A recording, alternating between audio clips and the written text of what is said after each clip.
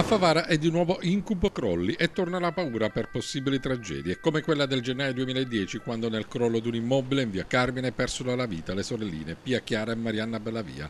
Una tragedia che poteva ripetersi sabato scorso, quando in via Palermo, a 2 passi da via Carmine, è venuto giù una fatiscente palazzina a 2 piani, per fortuna disabitata. Gli unici danni provocati, la distruzione di 2 auto parcheggiate ricoperte di calcinacci e detriti. E nel centro storico di Favara ci sono altre 200 case a rischio crollo. Dopo le 233 ordinanze di sgombero e demolizione eseguite dal gennaio 2010, anche nelle prossime settimane verranno sgomberate 200 residenze fatiscenti. A fare il punto dell'emergenza stamattina, dopo il crollo di sabato in via Palermo, è stato il sindaco di Favara, Rosario Manganella.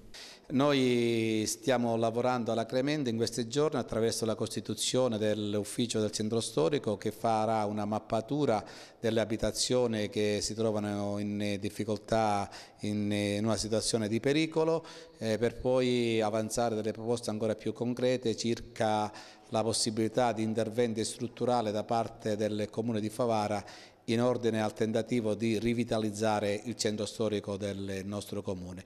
È ovvio ed è chiaro però che senza interventi straordinari da un punto di vista finanziario da parte di Stato e Regione noi non saremo in grado di assicurare questo tipo di impegno politico che abbiamo assunto con la mia elezione a sindaco di questa città, e allora è lì che noi vorremmo bussare a quattrini, non per spillare soldi alla Regione, ma per fare una politica che metta in sicurezza le fatiscenti abitazioni del centro storico del nostro Paese e soprattutto poi fare una politica di risanamento dei quartieri. Ma noi qui nel cuore della nostra città viviamo un momento di grandissima emergenza. È crollata sabato un'altra palazzina, non è scappato il morto per pochissimo e noi vogliamo riportare l'attenzione del centro storico di Favara sulle cronache regionali e nazionali soprattutto. Non si può pensare che debbano esserci i morti per avere delle risposte. Il centro storico di Favara aspetta delle risposte rispetto a degli impegni che sono stati assunti